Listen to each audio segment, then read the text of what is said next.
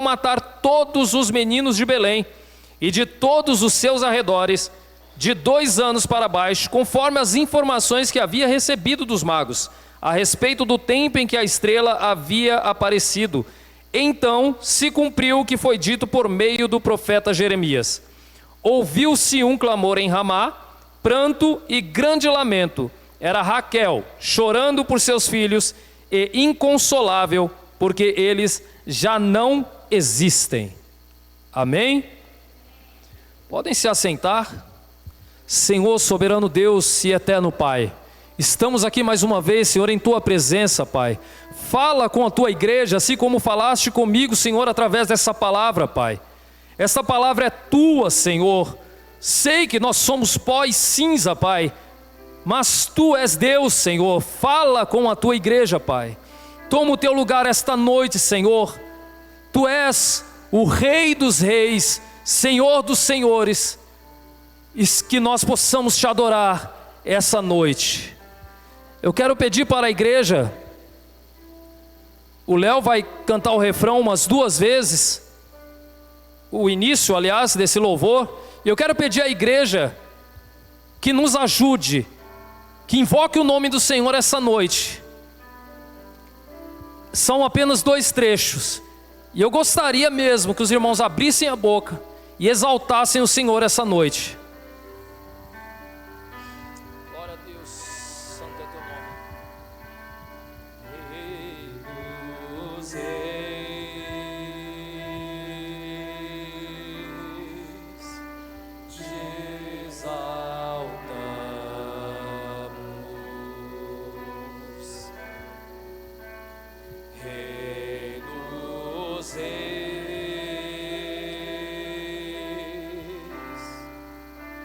Te adoramos,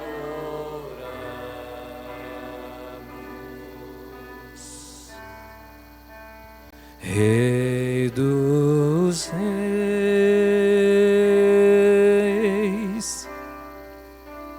te exaltamos,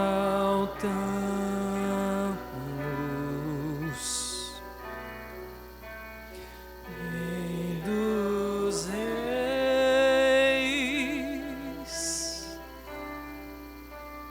te adoramos.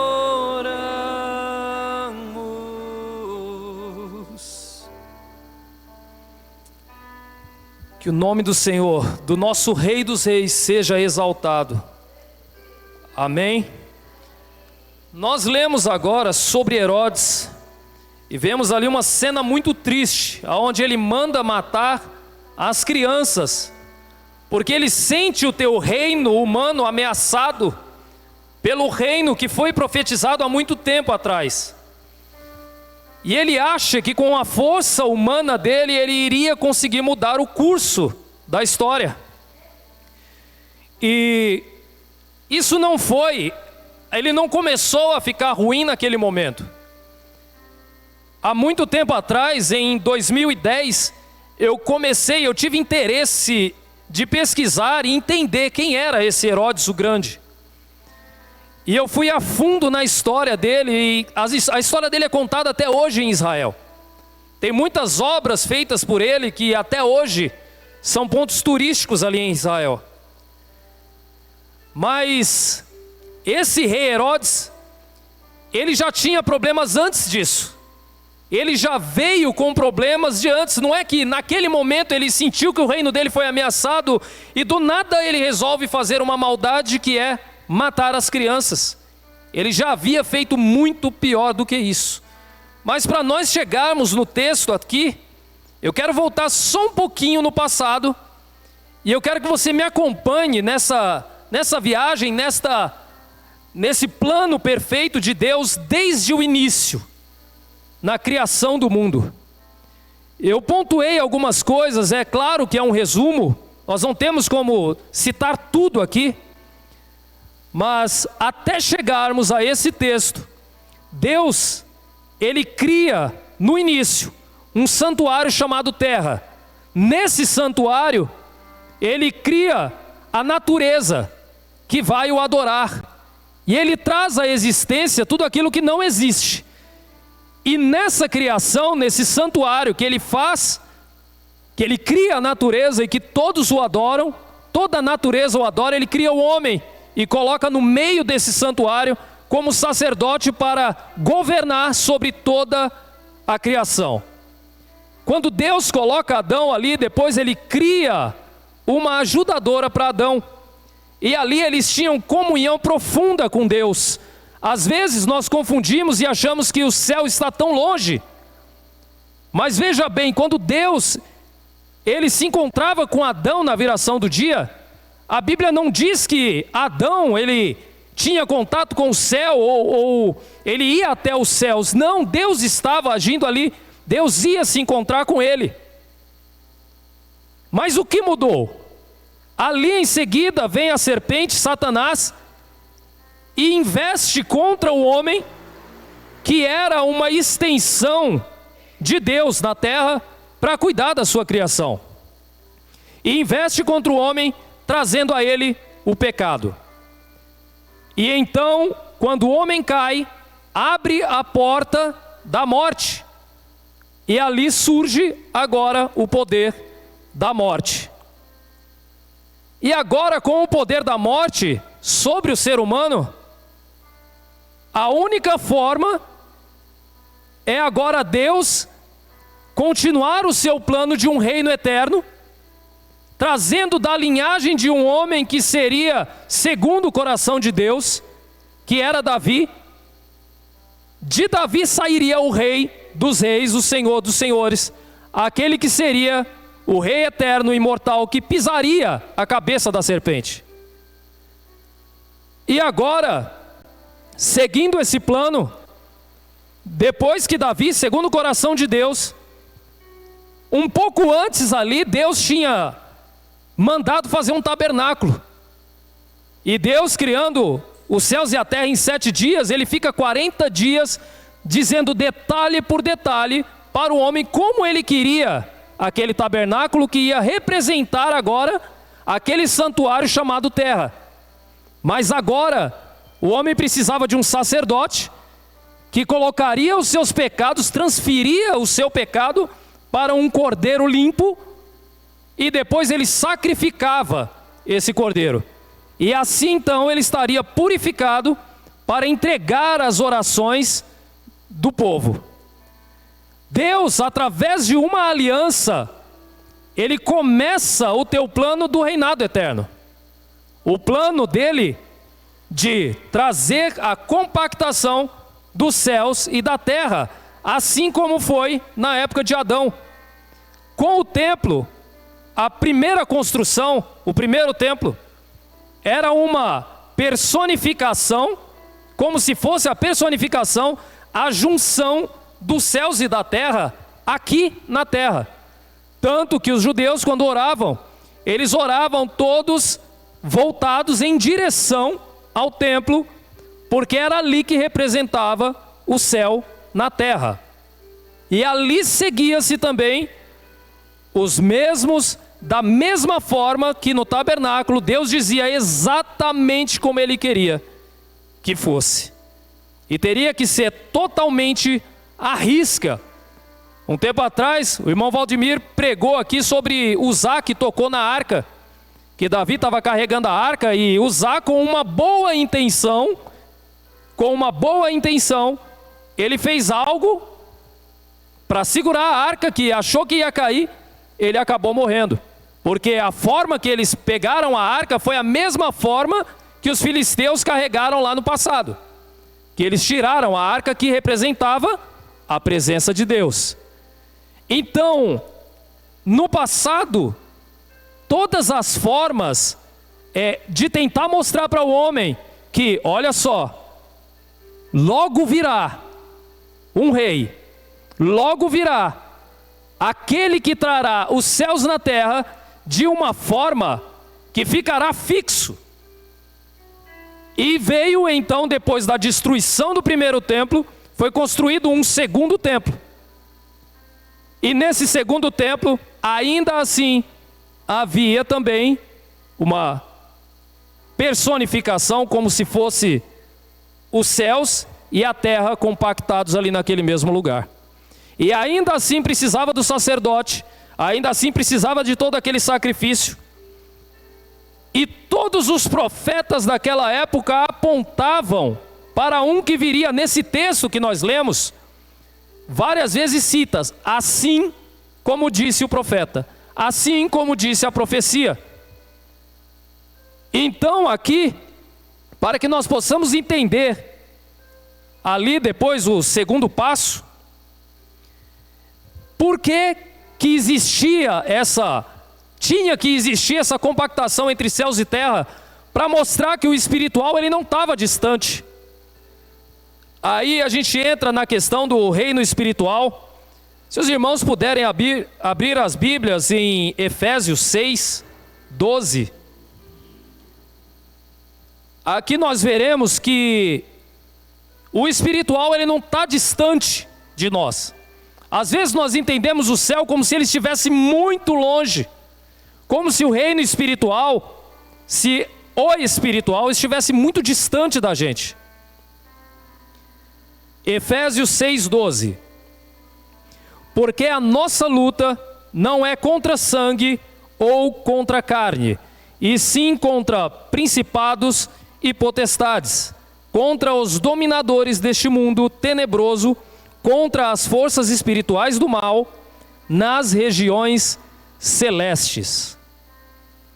Ou seja, o reino espiritual ele existe. Mas eu vejo muita gente dizendo que tem dois caminhos, um certo e um errado. Eu já acredito pela Bíblia que existe um caminho e um abismo. Que nós não temos dois caminhos. Nós temos um e a porta é estreita. A porta, o caminho, ele é estreito. E o mundo espiritual, ele existe. Você acreditando, eu acreditando ou não, ele existe. E quando eu nego o espiritual e não acredito em Deus e nem no diabo, o mundo espiritual, ele continua existindo. E quando eu digo que eu não acredito no mundo espiritual, eu não tenho como me isentar e viver, não. Agora eu vivo só pela carne e não sou dominado por nada. Não vivo por nada, só vivo por mim mesmo.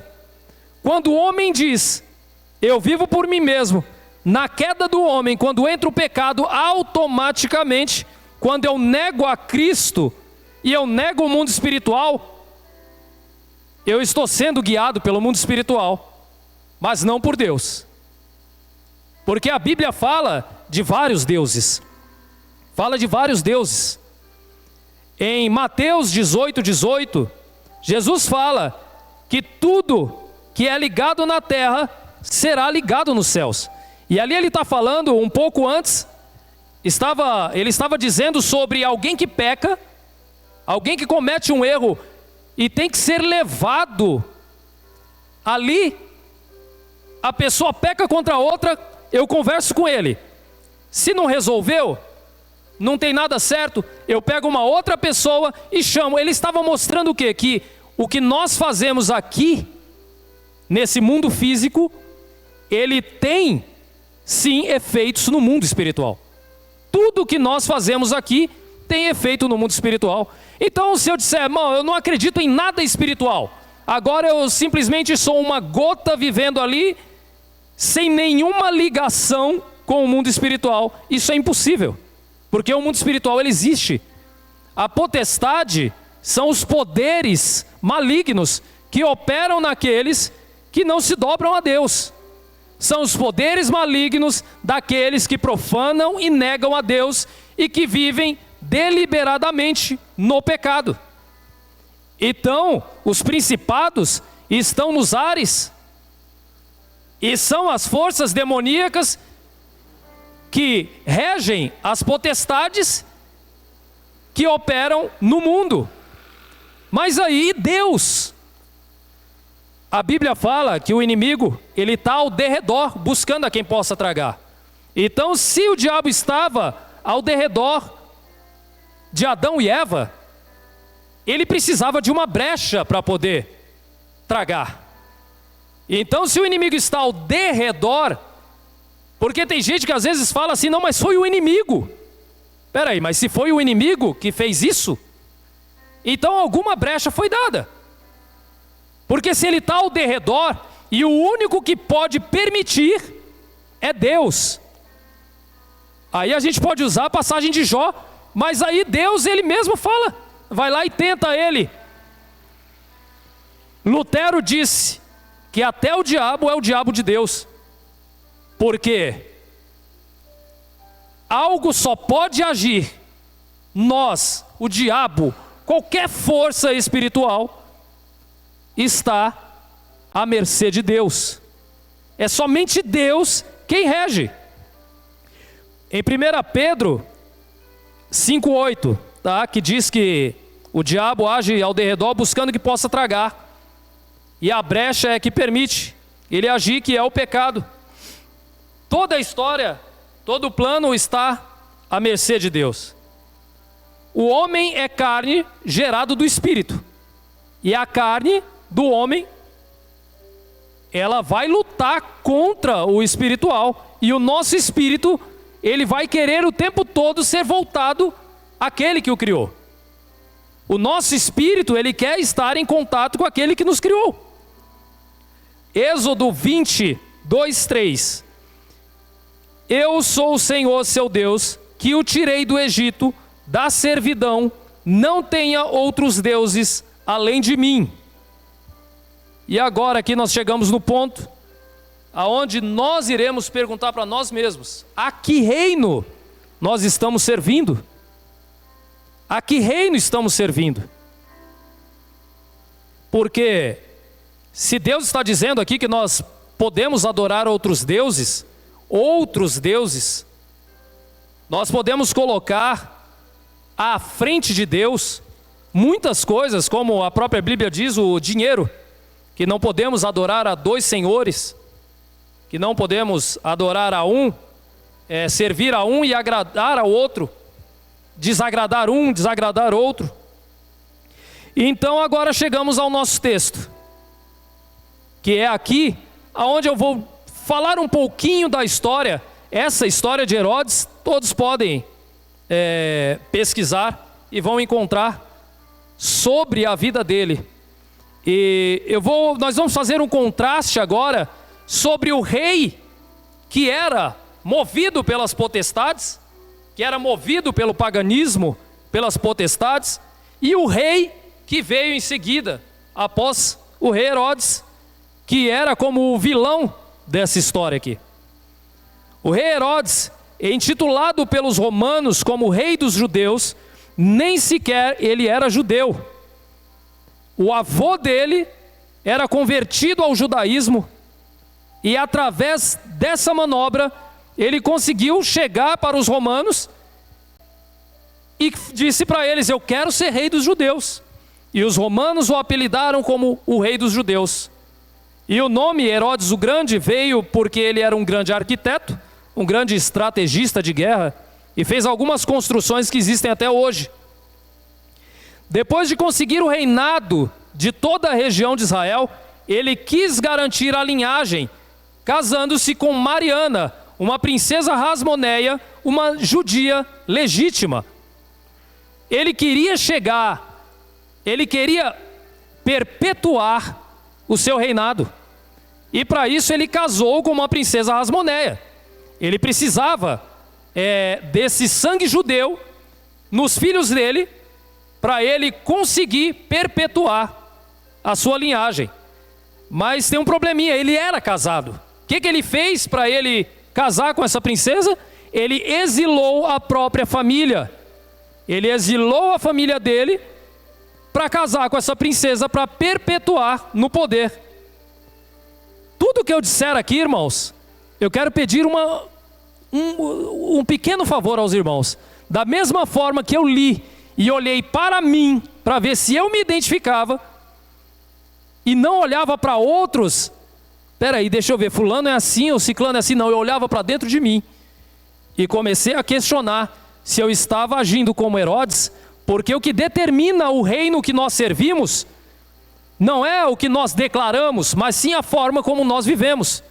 É o reino que nós servimos, é a condução da nossa vida que vai dizer se nós estamos servindo a Deus, o reino de Deus, o reino dos céus ou o reino das trevas. E aqui, ele exilou a própria família para casar com aquela princesa.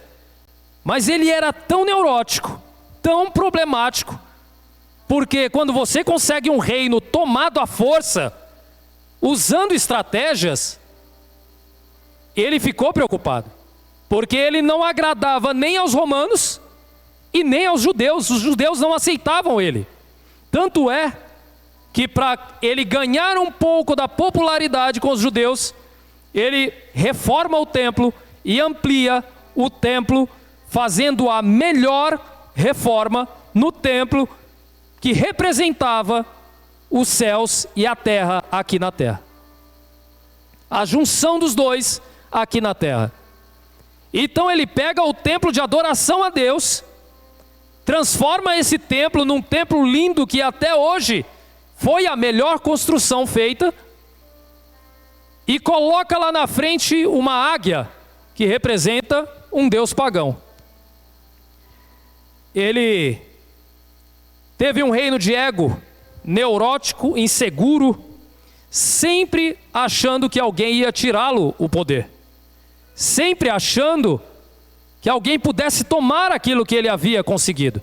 Cesareia Marítima, até hoje, é o maior porto em Israel, a maior fonte de renda de Israel, e foi construída por Herodes o Grande. Foi construída por ele e até hoje está lá. Foi uma grande obra. Realmente, como arquiteto, ele era muito bom, mas nada para ele era suficiente. Aí, quando ele começa a achar que aqueles judeus iriam fazer algum complô contra ele, ele constrói Massada, que até hoje também é um ponto turístico em Israel, no deserto. No meio do deserto, em cima de uma montanha, ele constrói uma fortaleza, porque de cima, na fortaleza no deserto, qualquer um que viesse o atacar, ele viria de longe. E ele constrói essa fortaleza como nunca houve uma fortaleza assim. E ele coloca lá dentro a princesa Mariana, com os filhos que ele agora tinha, e ele pensa, agora nada pode me destruir. Não contente, a neurose dele começa a dizer, espera aí, ela é judia, ela pode se revoltar junto com os filhos e me atacar qualquer dia aqui. O que ele faz? Mata a mulher e os filhos que ele tinha com ela. Ou seja, acabou a possibilidade daquela linhagem que talvez ele tivesse. Mas depois, mesmo assim, os romanos ainda aceitaram. Ele é o pai de Herodes Antipas, dos outros Herodes que vieram. De alguma forma ele conseguiu manter a sua posteridade. Já falei do templo, né? Algumas coisas que ele fez. Depois de 2 construções, Herodes faz a maior de todas as obras, né? Que é o templo. E depois, quando vem o rei, quando ele se sentiu ameaçado por aquele rei que viria, que era o rei Jesus, ali aquele homem que viria, ele mais para frente, se Herodes pudesse ouvir isso, seria a maior afronta, porque ele reforma o templo, todos se gloriam daquele templo, e Jesus ele fala, se derrubar esse templo, em 3 dias ele será levantado. O templo foi derrubado 2 vezes. O templo físico, feito por mão de homens, ele foi derrubado 2 vezes. Porque quando Herodes ele cria aquele monte de esculturas pagãs com obras naquele templo, ele está tirando ali aquela representação. Só que o terceiro templo que nasceria, ele seria como um grão de mostarda, que através daquele pacto com os judeus, que seria uma semente pequena, faria umas árvores tão grandes, que até as aves fariam ninhos nela. E esse reinado, ele veio após a morte desse rei Herodes. Como eu disse, aqui nós vimos algumas formas em que Herodes agia, em que às vezes nós podemos olhar para dentro de nós mesmos e pensar: será que eu sou assim? Quando eu vejo alguém crescendo, eu olho para aquele, e o que eu penso? Não, eu não posso deixar. A mesma potestade, os mesmos poderes malignos que agiam em Herodes, podem agir em nós. E vir e dizer: cuidado, aquele ali vai crescer. Quebra as pernas dele, acaba com ele, porque ele vai tomar o teu lugar.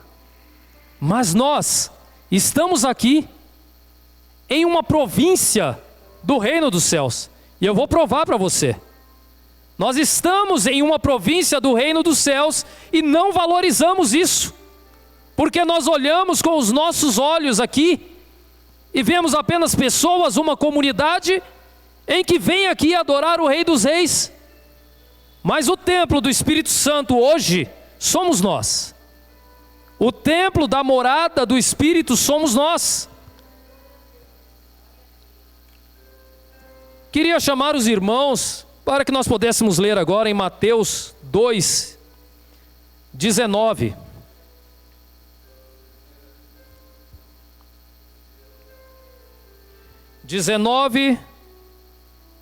Ao 25 e do capítulo 3, do 1 ao 5. Depois da morte de Herodes, um anjo do Senhor apareceu em sonho a José no Egito e disse: levanta-te, tome o menino e sua mãe e vá para a terra de Israel, porque os que queriam matar o menino já morreram. Levantando-se José, tomou o menino e a sua mãe e voltou para a terra de Israel. Porém, ouvindo que Arquelau reinava na Judéia, em lugar de seu pai Herodes, teve medo de ir para lá. E tendo sido avisado por Deus em sonho, José foi para a região da Galiléia e foi morar numa cidade chamada Nazaré, para se cumprir o que foi dito por meio dos profetas: ele será chamado Nazareno. Naqueles dias apareceu João Batista pregando no deserto na Judéia. Ele dizia: arrependam-se, porque está próximo o reino dos céus. Pois é a João que se refere o que foi dito por meio dos profetas, do profeta Isaías: voz do que clama no deserto, preparem o caminho do Senhor, endireitem as suas veredas. Agora, acaba aquele reinado de Herodes, e aquele reino dele que era ameaçado, agora surge um rei, o Rei dos Reis, Senhor dos Senhores, o que pisaria na cabeça da serpente.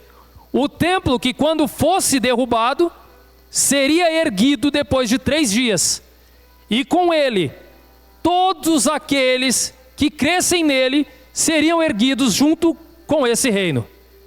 E nós, aqui, como uma província desse reino, não tem como servir a este rei e a nossa vida não mudar. A nossa vida vai mudar, e vai ser passo a passo. Esse reino é um reino próspero, esse reino é um reino de amor, esse reino é um reino de justiça, esse reino é um reino aonde nós servimos a um rei em que o jugo e o fardo são leves, é suave, aonde quando nós obedecemos a esse rei, como Paulo dizia que era escravo de Cristo, quando nós servimos a ele, nós temos a certeza de que a nossa vida, ela vai estar sempre bem, por mais que venham os problemas, por mais que venham as dificuldades. O Senhor, ele nos sustenta, ele nos guarda, ele vem e nos orienta o que nós devemos fazer. É um reinado de justiça, um reinado de amor, um reinado aonde nós, quando servimos a ele, nós sentimos. E quando, como Herodes fazia, quando nós deixamos o ego, quando nós deixamos a vaidade tomar conta, infelizmente, não é o reino de Deus que nós estamos servindo. Porém, nós somos falhos, nós somos fracos. E uma coisa eu digo, nós somos fracos e falhos, Deus, Ele não vai mudar a nossa personalidade. Ele muda o nosso caráter.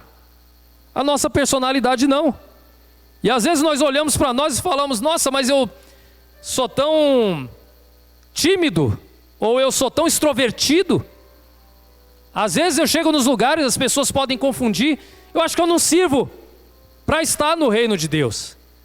Mas o reino de Deus, ele vai mudando o caráter. Quando nós abrimos o nosso coração, quando nós entendemos que aqui é uma província do reino, quando nós entendemos que Deus está agindo aqui nesse lugar, a nossa vida vai mudar. Perguntaram para mim esses dias, irmão Ricardo, que pastor você gosta de ouvir pregar? Aí eu falei, da minha igreja, a pregação da minha igreja. Não, mas da internet, assim, quem que você gosta de ouvir? Falei, olha irmão, eu ouço às vezes, estudo bíblico, eu ouço algumas coisas assim, de outros pastores, talvez algumas coisas que não tenham, mas aqui é uma província do reino. Aqui é o lugar onde nós adoramos a Deus em comunhão. As outras igrejas são outras províncias, eles são nossos irmãos. Só que pastor na internet, ele não vai cuidar da sua vida. Ele não vai pastorear você. Então às vezes nós ouvimos os conselhos, fazemos perguntas ali, e o pastor ele vai responder como nós, pastor, eu estou sendo perseguido. E todas as respostas que vão ser dadas lá, vai ser como se você fosse a melhor pessoa do mundo e o coitadinho da história. Mas às vezes nós podemos ser os perseguidores. E só quem enxerga isso é o pastor da igreja. Não vai ser o pastor da internet, ele vai ouvir a nossa versão. Ele vai ouvir o que nós estamos dizendo lá e vai vir com uma palavra direcionada como irmão, permaneça firme, fique fiel. E às vezes eu vejo perguntas ali de pessoas que dizem a igreja inteira está perseguindo ele. Meu Deus, a igreja inteira é ruim e aquele homem é bom. Mas na verdade, ele está deixando ali a síndrome de Herodes entrar nele. Que é, aquele que não faz o que eu quero, está contra mim. E está contra Deus, porque eu sou a menina dos olhos. Mas essa é uma província do reino. Todos nós aqui somos morada do Espírito Santo. Eu não sou a sede. Tem gente que se acha a sede do Espírito Santo, e não é. Nós estamos aqui para adorar o Senhor em comunhão. E quando eu tive em dificuldade, não foi o pastor da internet que me ajudou. Foi o pastor Edson, o pastor dessa igreja, o pastor dessa província. Então às vezes nós estamos procurando uma forma de servir o reino e não conseguimos servir nem a província do reino. O reino de Deus está aqui, meus irmãos. O reino dos céus está aqui. Não adianta procurar ele longe, ele está em nós. Quando nós servimos ao reino. Não adianta achar também que agora eu sou do reino, mas eu não sirvo ao reino. Eu sou do reino, mas eu faço igual Herodes. Eu olho para os outros, estou o tempo todo arredio, olhando para um lado e para o outro e achando que vão tomar aquilo que eu tenho, a unção. Às vezes nós olhamos e dizemos, por que Deus não cura através de mim? Talvez porque se Deus curar através de mim, eu vou me ensoberbecer. Eu vou ficar soberbo e vou achar que agora o poder está em mim. Nós precisamos ser tratados e entender aonde está o reino. O reino de Deus está aqui.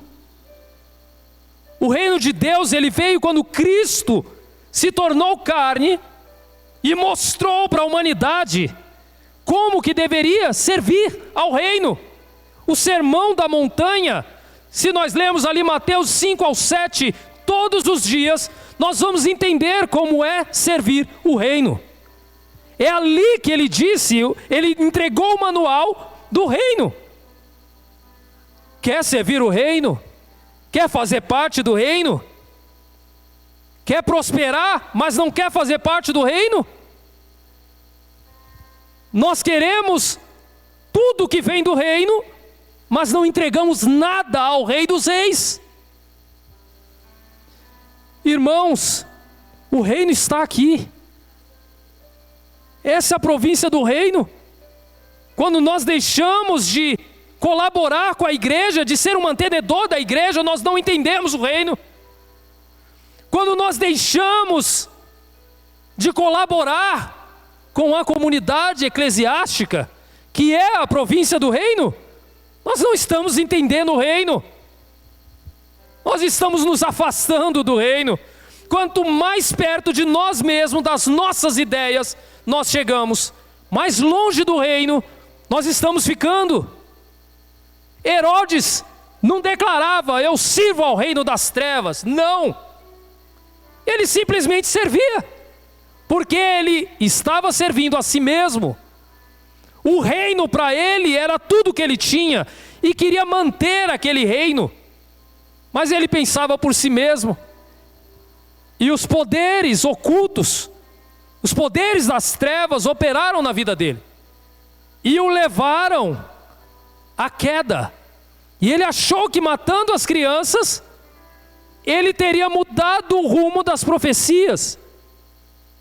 Assim como nós às vezes achamos que vamos conseguir mudar o reino de Deus. Eu acho que deveria ser assim, eu idealizo o reino de Deus dessa forma, e vou fazer de tudo para mudar o reino de Deus. Não, irmãos. Se você vê um irmão fazendo qualquer coisa, incentiva ele a permanecer fazendo a vontade de Deus. Busque a Deus e descubra qual é o teu lugar no reino. Todos nós temos um lugar no reino. Quando nós achamos que não temos nada a fazer, às vezes fazer parte do reino é mudar a nós mesmos. Eu olho às vezes para dentro de mim e me vejo tendo umas atitudes que eu começo a me questionar. Eu estou fazendo parte do reino? Eu estou servindo ao reino? Mas quando nós começamos a nos questionar, aí é onde temos a certeza que sim, nós amamos o Rei dos Reis, o Senhor dos Senhores. Porque se nós não o amássemos, nós não teríamos peso em nossos pecados. Romanos, ele fala dos pecados, no plural, que são os pecados diários, e o pecado no singular, que é o poder do pecado. E esse poder do pecado, ele não pode mais agir sobre a nossa vida. O poder do pecado, ele tem que estar distante. E o poder do pecado é aquele pecado que nós estamos no pecado e não nos arrependemos. Simplesmente gostamos daquela situação e começamos a usar desculpas para permanecer no pecado. Nós servimos ao reino de Deus, irmãos. Então nós vamos prosperar. E prosperar não é só financeiramente, é espiritualmente, é fisicamente. Nas nossas enfermidades, quando a igreja se levanta para orar, é onde Deus diz: ó, eles estão fazendo a minha vontade. Eles estão falando comigo e estão orando por alguém. Eles não estão orando por eles mesmos. Eles estão fazendo a vontade do reino. Aqui há um corpo, aqui há uma província do reino, e os frutos do reino, eles precisam ser vistos nesse lugar, e eles estão aqui. Nós somos o templo do Espírito Santo, onde nos reunimos nesse lugar e levamos Deus aonde quer que vamos. Às vezes nós tomamos atitudes e temos vergonha. E é isso mesmo. Quando nós temos vergonha das atitudes que temos, é onde nós falamos: Deus, eu pequei contra ti. Me perdoa. Muda a minha vida. Muda o meu caráter. A minha personalidade é a mesma. Eu vou continuar rindo. Eu vou continuar fazendo piadinha fora de hora. Eu vou continuar.